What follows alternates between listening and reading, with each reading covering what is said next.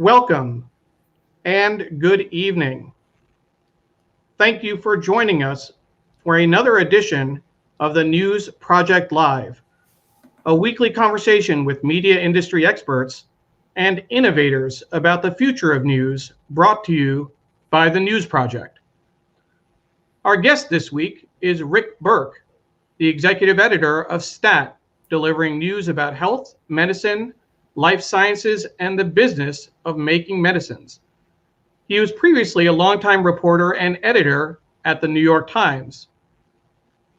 Tonight's episode will focus on STAT's coverage of COVID-19. Our hosts are Merrill Brown, CEO of the News Project, and Alex Leo, head of audience. We are live on Facebook, Twitter, LinkedIn, and YouTube. And as a reminder, if you're watching this video, please make sure to click on the actual video, so if you leave a comment, we will see it during the broadcast. And now, without further ado, Merrill Brown and Alex Leo. Good evening from New York City. I'm Merrill Brown of the News Project, and welcome to tonight's episode of the News Project Live. Thursday evenings with co-host Alex Leo, TNP brings you smart media minds to talk about the news industry and the business issues that make the future of news gathering so challenging. Welcome to our new viewers. To those of you who've joined us previously, thanks for coming back.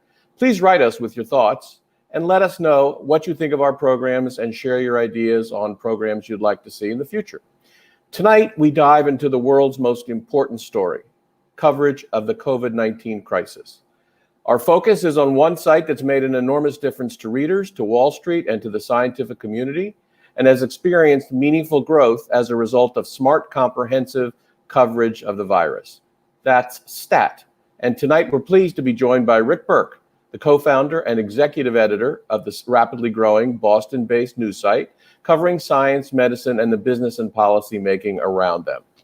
At our company, the News Project, we're working with news sites to build technology and services to help them address product and business challenges they face in the news industry today.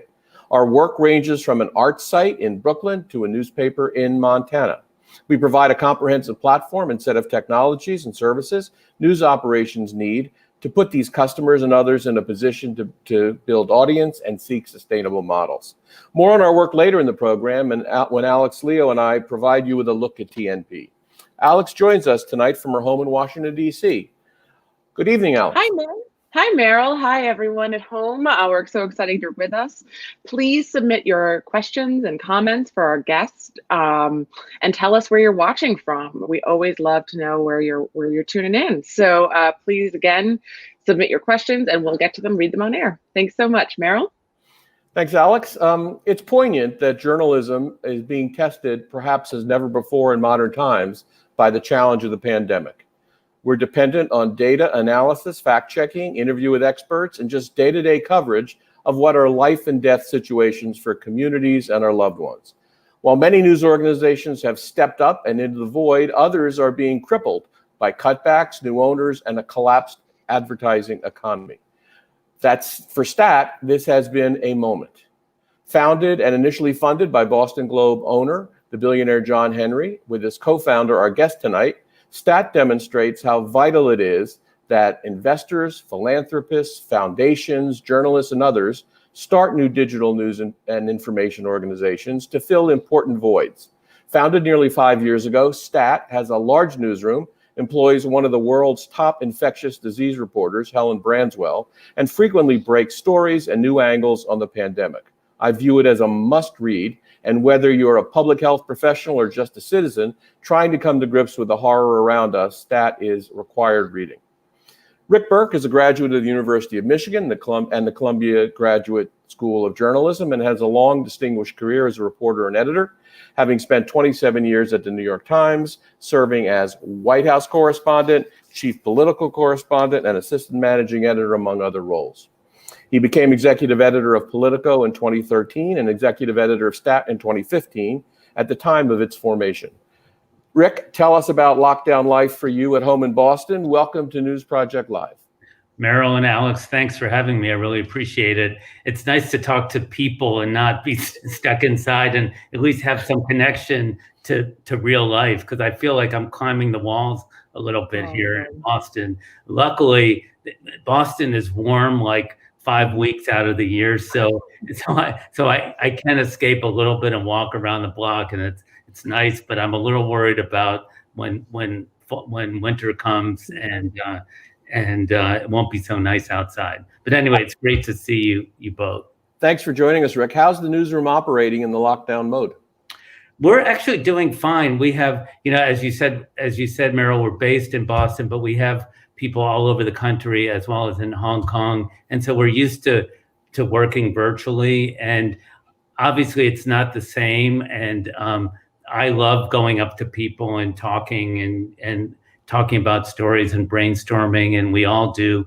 But we've been adjusting pretty well given the situation. So I don't know when we'll get back to the office. We have contingency plans to go back in the fall for people who want to, but I don't think anyone really wants to at the moment or wants to take public transportation just yet to get to work. Rick, in some ways, you and your co-founder seem to have built Stat for a moment like this, when science-based stories dominate our news diets. How do you assess how you've done with the story, and what have you missed?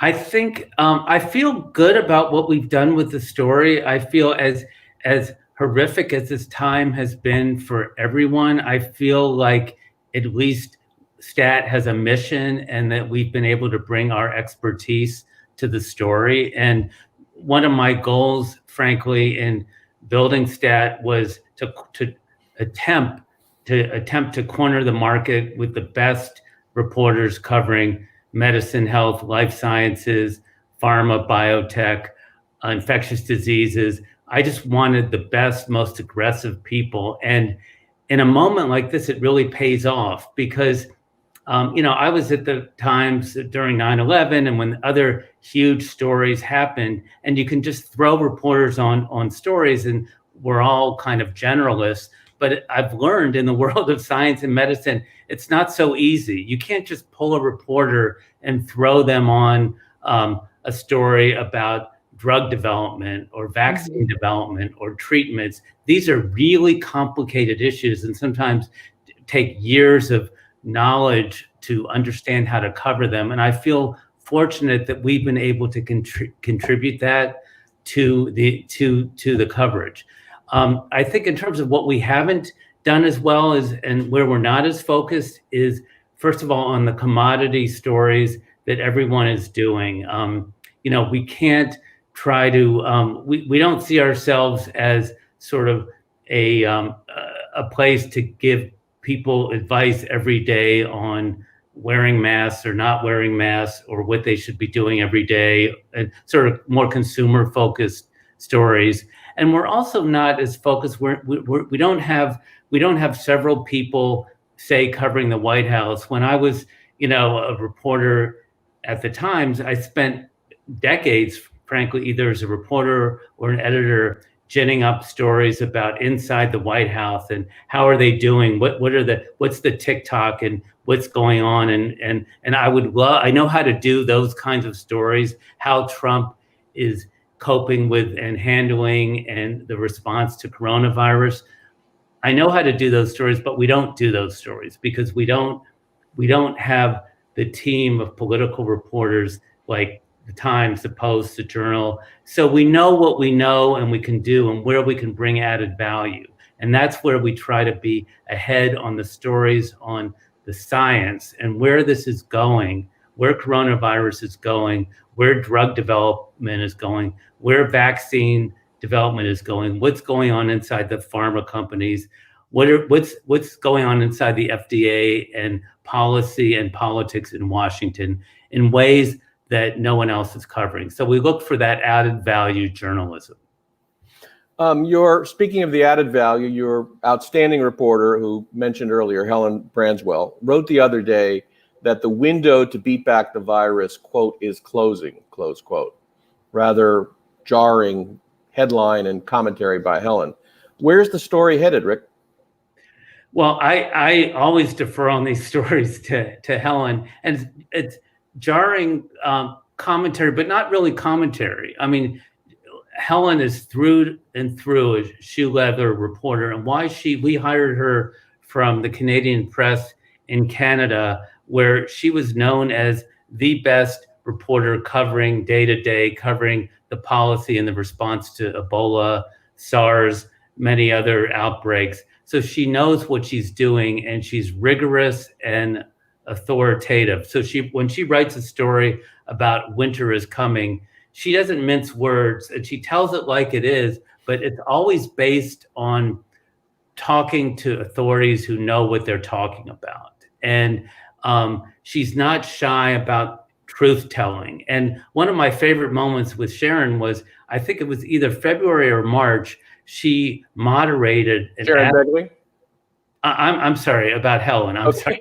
You have a great Sharon as well. Sharon's another one where they're two wonderful ahead of the curve reporters. So I talk about them both. But one of the moments I think about is when Helen moderated an Aspen Institute event. It was either late February or early March with Fauci and other top health officials. And I remember him saying, I'm not sure it's going to come from China. I'm not sure how much we have to worry. And she interrupted and said, very diplomatically, but assertively, wait, what are you talking about? Aren't you worried about this coming from China? I mean, she was very, very early in sort of raising questions about magical thinking that we saw from even the top health officials. She was on this story. Her first story was, I think, January 4th. And she's been warning us all at STAT and our readers about this from day one. She was the one who told me, she said, this is going to hit our staff at STAT. And I never even thought about that. She said, they're going to have to delay the Olympics. She was telling me this like early in the year. She saw this coming. So I have to follow up before I throw to Alex. Where is it going? Again, I would defer to Helen at this. I don't think it looks good. I mean, her story that you talk about, she said it could be like Dickens in this winter when people are not taking this seriously. There are a lot of people that the numbers are surging. A lot of people when the weather is not as nice, and when you're entering cold and flu season, when more and more people are going to be together, not be able to go outside. She says unless people do some drastic lockdowns or wear more masks more universally, that it's going to get worse before it gets better. And I have to believe that's true from what we're hearing from public health officials. Alex? Oh, yeah. So let's talk about something that is a little more upbeat than the future of the virus in America, which is your traffic. So Stat averaged 2 million monthly unique users in 2019, forgive me. And in March, your traffic rose to 24 million. What is it meant to have that kind of audience surge, and where is the traffic today? Well, Alex, it's down now, but from the 24 million, that was really like, oh my gosh, it was hard to get your head around it. It's now around close to 5 million uniques a month. So we've stayed, it's never been the same since that initial surge. We're not back to 2 million, we're around 5 million.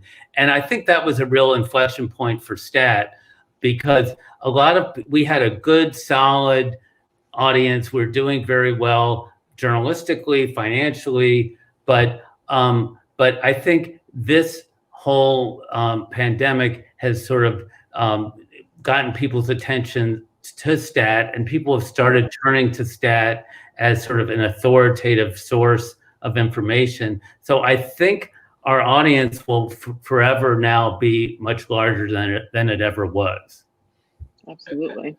And as you can see here, STAT has both a STAT Plus and a overall product. Rick, you want to speak to these numbers just briefly? Sure.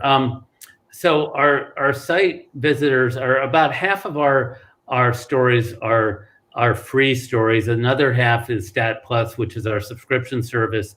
We made a decision with those very first stories from Helen in early February to make our coronavirus coverage free. And we were one of the first sites to just make that decision. And it was, little did we know what that meant, because we were building our business on Stat Plus, but we felt it really important to provide these stories as a public service. And I think the result has been, it's worked out. Our traffic to our Plus site, our subscriber numbers are well above what they were, what our expectations were, even though we're providing most of our coronavirus coverage for free. Our Stat Plus coverage is more focused on a little more businessy, a little more for people in the industry, but it's also, it's not just narrow stories. Some of our biggest investigations we've put behind the paywall, and they're among our most popular stories. We've done a lot of groundbreaking stories on why isn't there an Alzheimer's cure? How IBM Watson for cancer has been a bust. Those stories, those investigations were behind the paywall, and they've done very well. So we've learned that people will pay for ambitious journalism. To the audience, please send questions about the virus or about Stat to us, and we'll bring them to the attention of Rick during this program. Let us know where you're watching from. To the audience, love to hear from you. Love to put your name on the screen if you send us a little note. And thanks for watching. But Rick, now continuing on to the business model. Your business model is based on a combination of sponsorships / advertising and reader revenue, and it's an interesting mix. Tell us about the breakdown, which you can see in this slide here.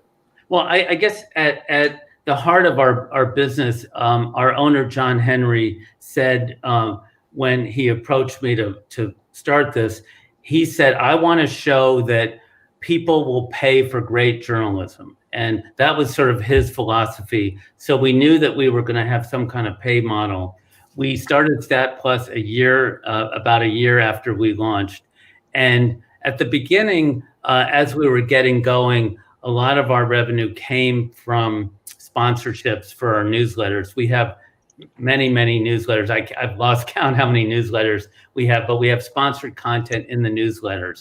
Over the last couple years, we've had a breakthrough where we now have, we've gone from sponsorships being our most, our sort of anchor of our revenue to subscriptions being surpassing advertising and sponsorships as the foundation of our business model. We've also, in the last couple of years, really grown our events business.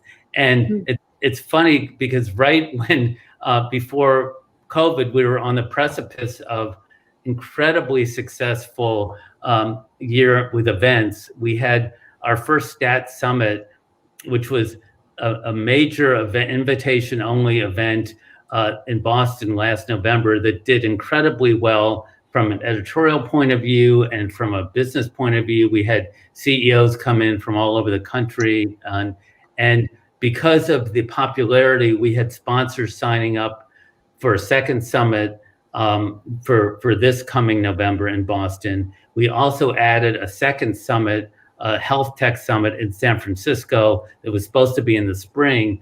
The pandemic upended all this, but we are still doing our summits. We're doing them mostly virtually, and our events have converted to all virtual events. But to my delight and surprise, we've been able to recalibrate and refocus, refashion our events business. So virtually every sponsor has stayed in and is still playing in, because we've figured out a way to do it and still drive an audience, and so it's doing very well. And I should say that a big part of this is, I haven't mentioned my partner in this, Angus McCauley, who's our Chief Revenue Officer, who has, as the editorial side, has been up, night and day trying to focus on coverage of the pandemic. Angus and his team have focused so much on recalibrating the business to one where we can do events virtually, where we can give a lot of free coverage for coronavirus, but still build up our subscription business. And it's been no easy feat, but we've managed to do it probably better than we even imagined. Frankly, our business projections are beyond, we're well beyond our projections for the year, believe it or not. And the other thing I'll add that we've done this year that I always resisted doing, because I thought asking for contributions would deter people, it would confuse people if we're charging for subscriptions and then asking for contributions. But given that we were giving out so much free content with COVID, we put out an appeal for contributions and to support our COVID coverage, and found that we've had well over 1,000 people give money, some very large numbers, some people $10, some people, our biggest one was $100,000. Wow. Coverage. And I have to say that I wouldn't have expected this, but I think it's given people a feeling of ownership and a feeling of place that we like stats coverage and we want to show our support. And it's made them even more loyal and passionate about our coverage. Amazing, Rick. I mean, $100,000 is quite a shocking number there. I want to get to some comments from our viewers. Aparna, our lovely Aparna, who always tunes in. That news of real conversions is heartening. It always is in the news business when you can build a loyal audience that comes back every time. Stephen Kaplan, who's watching from Ramsey, New Jersey. Always wonderful to join Merrill and Alex and guests every Thursday to hear their expert insight. Thank you, Stefan. And Peter Kreslowski, hi from Southern Oregon. So glad you're joining us, Peter. Merrill, while we're on the topic of building businesses, why don't you tell our audience a little bit about what we do at TNP? Thanks, Alex. So at the News Project, we've built a technology platform, and with it, we offer a variety of services to help entrepreneurs, people, with great ideas like Rick and his business partner, who see openings and opportunities for digital news. Now, we know a lot of that is about local markets that are increasingly inadequately covered as their newspapers shrink and as newspapers in some cases even fold. And we know there are lots and lots of topics like science and medicine where Rick saw an opening and created a wonderful new news site. And we wanted to have Rick in part because of the importance of demonstrating that vision can actually be made to happen. So here's a look at the kinds of things we offer at the News Project. We have a great platform with CMS. We have a significant partnership with a WordPress company. We're a team of experts, and we can help people think through their strategies. We have financial skills.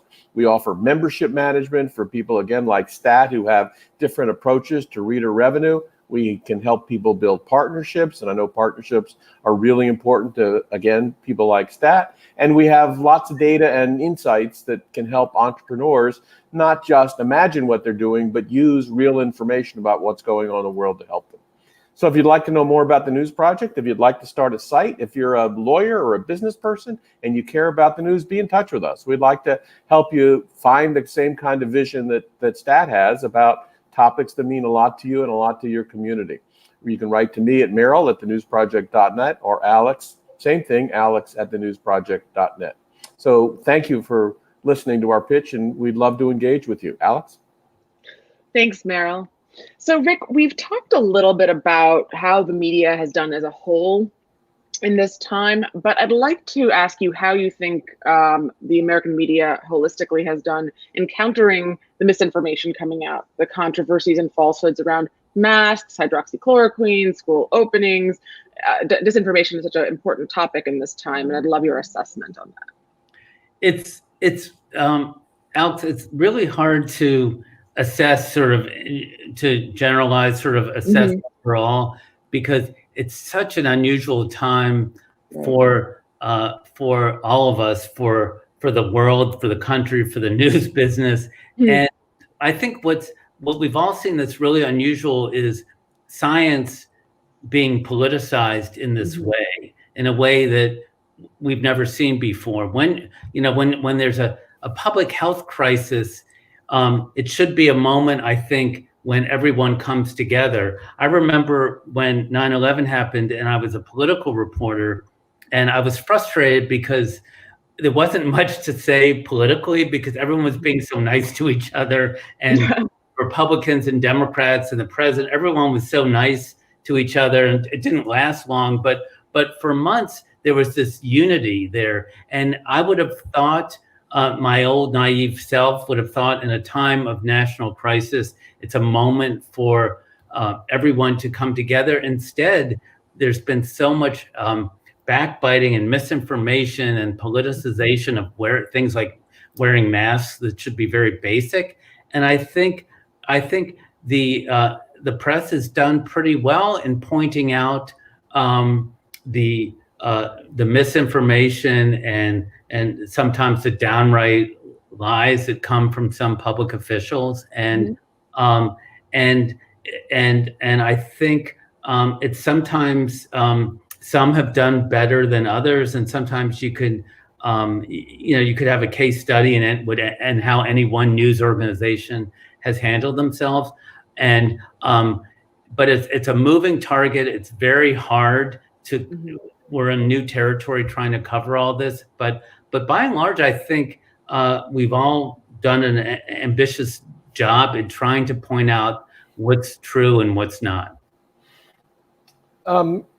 Rick, we weren't really prepared as a country for the pandemic. Few countries were, not the government, certainly not the public. What's the media's responsibility, do you think, for raising public consciousness about issues like this? And obviously the other issue that overhangs all this, where there's debate that's not always as coherent as one might like, is climate. What's the responsibility to raise the public's understanding of the importance of these kinds of issues? I think with this pandemic, the most important thing is to cut through the politics and report stories like Helen's story this week about winter is coming, and here's what's happening, and here's what you need to know. Here's the science. Here are the facts. Here are the realities. I think we all need, as journalists, to just cut through that and report the facts. We had a story today that has also gotten a lot of attention when there were, millions of dollars spent on masks that were sent out by the US government earlier this year. And many of them just went to places that didn't need them. Or there was one charter school of 150 people that got tens of thousands of masks. And the waste and the disorganization, I think it's important for the press to cover the response, how the government is handling it, what lessons have been learned, what we did wrong in the past, how we weren't prepared, in what ways were we prepared. But I think the most important thing right now is not as much going back to sort of what was known a year ago or 2 years ago or preparations, but the here and now. People are dying, and what needs to be done, and what are the facts, and what's the truth about testing, and why is, when the president says something like, the cases aren't any worse than anywhere else, we just test more. Well, that's the kind of thing where we put Sharon Begley on the case to, is that really true? And she said, no, here's the math. We can do the hard math. It's not easy, but we've done the math. And I think that's our responsibility as a public service, to tell people what the truth is and what the science is and what they need to know. We've got hellos coming in from Tracy Churchill, who I believe is writing to us from Atlanta, Georgia, and who happens to be one of the finest magazine designers ever to practice that craft.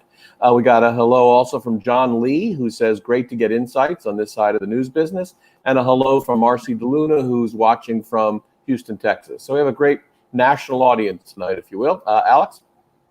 Thanks. So, Rick, what are the biggest lessons you've taken away from storytelling in this time? If another pandemic comes up in 5 years, what are the biggest takeaways from this moment that you can say, okay, well, we'll never do that again, or that was absolutely the right course of action here at STAT?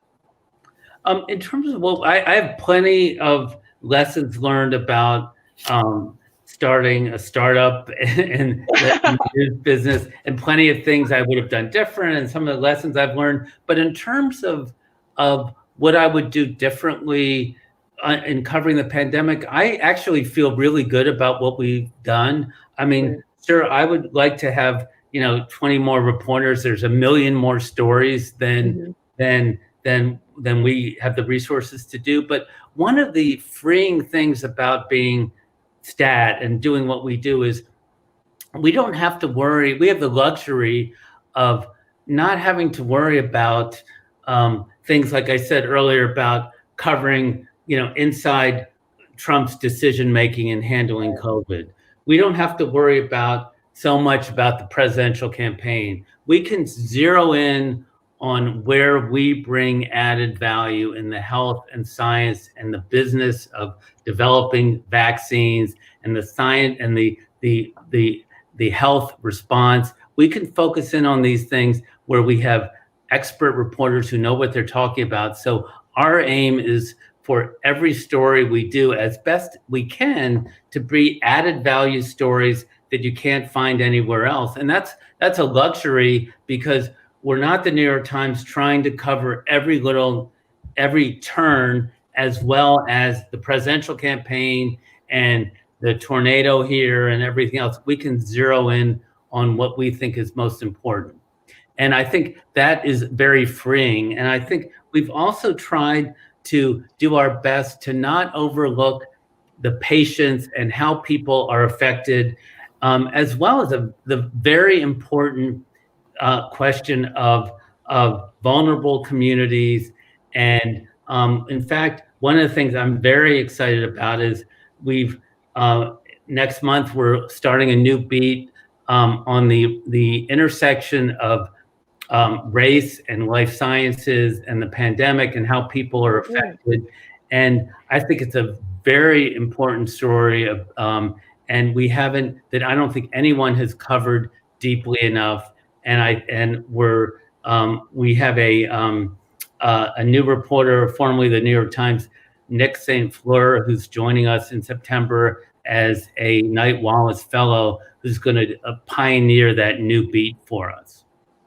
That's great. Merrill? Rick, I learned a lot about STAT over the past week that I didn't know. I was merely a reader, but never researched it. And one of the extraordinary things I found out is how aggressively you've moved into so many platforms. I didn't know you were in the documentary film business, and you have one you're going to try to get released. Tell us how you approach the three pillars of the business and how important these new platforms really are. Well, I see, as you see on that slide, we have the pillars are, and the three areas we want to own and we want to do better than anyone is science, everything from, CAR-T to neuroscience, vaccines, stem cells. When we write about CRISPR, people go nuts when we write a story on the CRISPR gene editing. So it's a very specialized thing, but it's very important. And we want to be ahead on those stories.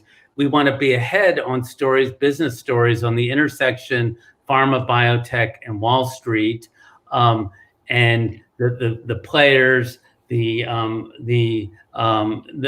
companies involved, and also on the policy front, the FDA, the NIH, the drug approval process.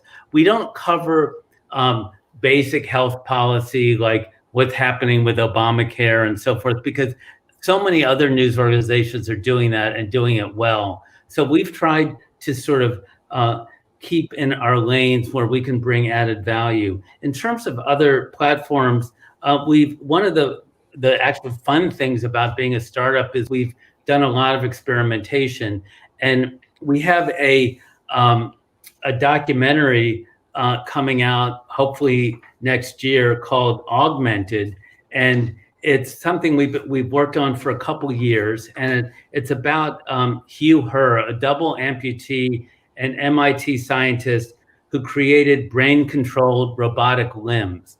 And our colleague Matt Orr spent 2 years, a lot of his time working on this project with others from STAT. And if you had asked me when we created STAT a few years ago, are you going to do a Hollywood feature-length documentary? I would have said no, but it was a passion project for Matt. And now, in fact, I was just on the phone with our agents about it today, talking about, we're in negotiations now over whether there'll be a TV deal or a movie distribution deal, but we're really excited that we've been able to experiment in this whole different realm, which was sort of unexpected for us. And we've been but one thing we have been very ambitious about from the beginning is the visuals of STAT and how we look and how we feel, and trying to make science and medicine accessible and bring it to life. And I think our multimedia team is very important to us. And I think we have a special STAT look that I think really helps us stand out as a site. We've got time for just a few more questions. To the audience, if you have one or two, we'd love to ask Rick your questions and take them up in our program. Please write to us, letting us know where you are, and then if you have a question, by all means. Rick, it's really important to us, and I think all of us at TNP agree that we figure out and continue to figure out how to get reader revenue, which is how to get people to pay for content. Obviously, your former employer, the New York Times, has invested an enormous amount of money in trying to master, both membership and digital subscriptions, and they've done a great job at the cost of a very significant investment and dozens of people working on it.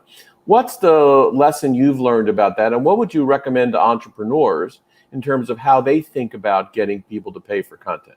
Well, one thing I'd recommend, just that's fundamental, that I think has really helped us a lot, is we have hired very carefully, both on the editorial and business side. We've looked for people who are not only talented, but and ambitious and creative, but great collaborators. So when we are in the office physically, and we have a small enough team where I'm in shouting distance of our developers and shouting distance of our business team and our marketing team. And we know the lines very well. We don't cross into anything that's inappropriate, obviously, but we talk all the time about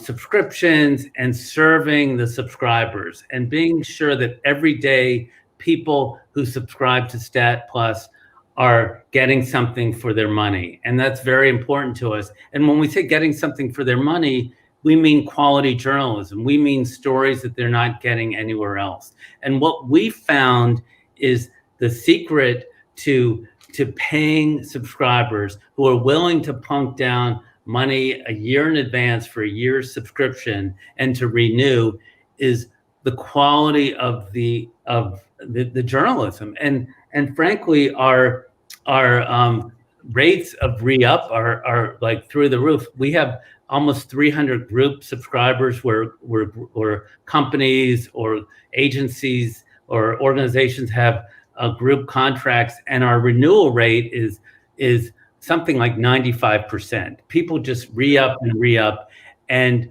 our individual renewal rate isn't quite that high, but it's really high.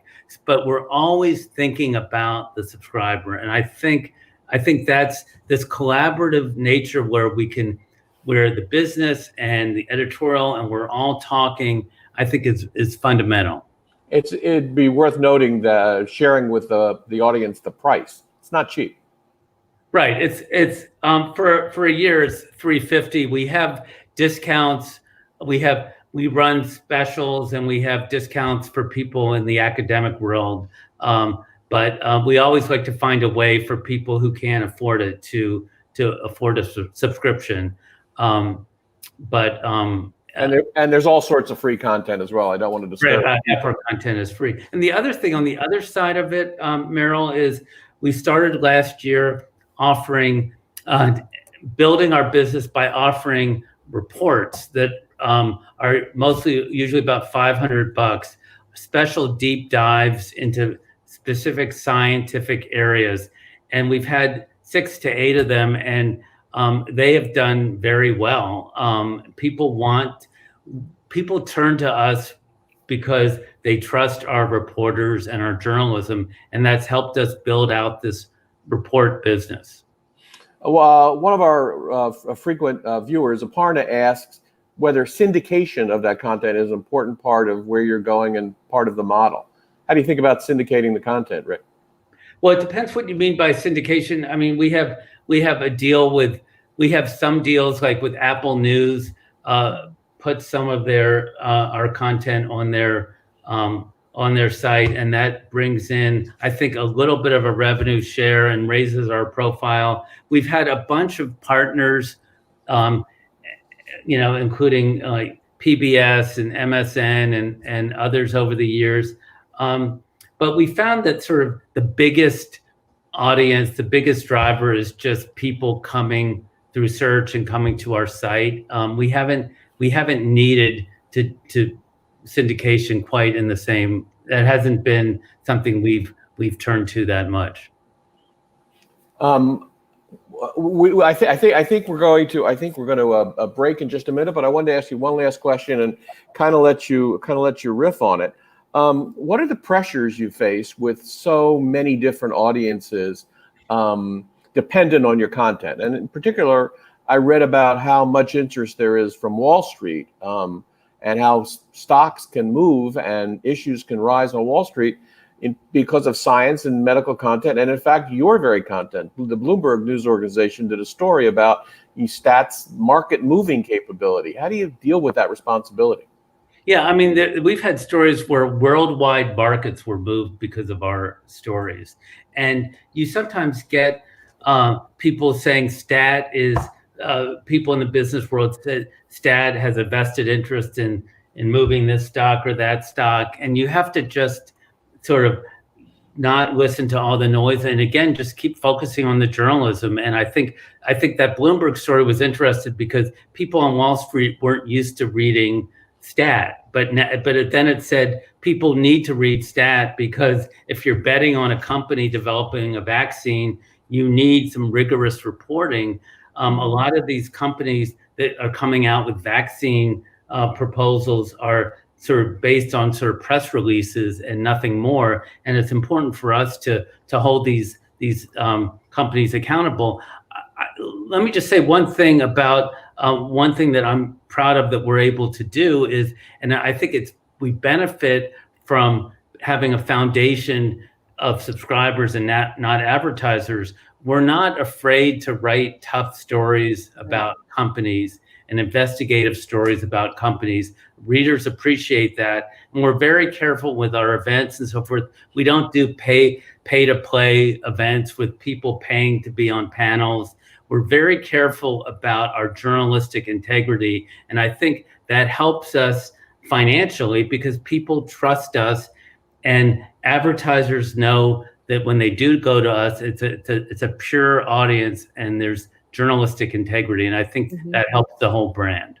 Rick, as a closing thought, what would you say to somebody working for a news organization or somebody really interested in a topic that wants to go about the process of starting something like a stat? Would you urge them to do it, and how would you recommend they approach it?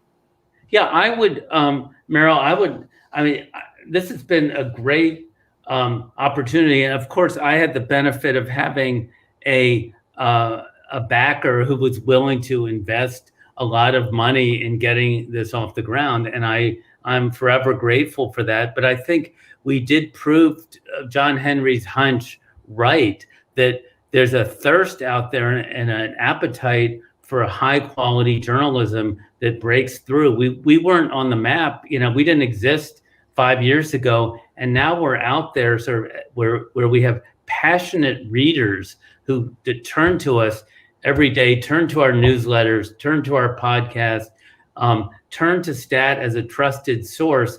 And I think, and I could point out a half dozen other topic areas where there could be stats, where I think there are vacuums in coverage. Yes, do so, Rick. What they are? I think there's, I think there's more could be done. For instance, in you could just in some of the even subject areas that we cover. I mean, you could go deep on hospitals. You could go even deeper on higher ed. You could go even deeper on there's so many different industries that where you could see a stat like organization, and I just think you have to have great journalists with imagination, and it's doable. It's when you're able to own a certain area of coverage and not worry about anything else, and assemble the top people. I think there's a huge opportunity. And when you see all these people being laid off and so forth, there's so many good journalists out there that are just waiting to be hired and to cover stories. And I think just in the coverage of COVID, for example, like you could do a whole, like if I could have double the reporters and do so many more. There's so many areas we're not covering in terms of what's happening with testing, what's happening with the disparities, how other disease areas are being affected. There's just in the world of COVID, you could do offshoots from what STAT is doing. Rick, thank you. Alex, I must say I'm flipped out about the virus and inspired about journalism. Yes. Probably exactly where this conversation was going. Join the club, Merrill. Absolutely. Right, Alex? Absolutely. I mean, I think you're so right, Rick. Going deep and going deep on a topic or vertical with expertise and that knowledge that you were talking about when we started the show about how to cover something. There are so many times when you see new journalists go after a topic without having the process in mind and without having the expertise of the people that they're interviewing have. And that can be very problematic. And I think you're right. When you hire and you really devote resources to having people who are so committed to a topic that they fully comprehend what questions to ask, that's when you get magical results. So congratulations. Well, thanks, Alex. Thank you both for having me, and congratulations on what you're doing to support quality journalism and business models for the future. Rick, thank you for joining us. To the audience, thank you. It was a fascinating 40-some minutes with Rick. Thank you for your time on no doubt a busy Thursday evening. To our viewers, we're going to take a couple weeks off at the News Project Live. We'll be back in September. We hope you'll join us then. We'll have a whole set of new guests and exciting topics ahead of us. Please send us your ideas for those topics. Please write to us. If you're interested in the business of the News Project, again, it's Merrill at thenewsproject.net or Alex Leo, Alex at thenewsproject.net. Thank you for joining us. Thank you for watching these 12 programs. We'll be back in the fall and I guess late summer with many more and exciting guests like Rick. And Rick, keep up the good work at STAT, and thanks for joining us. Thanks so much, Merrill.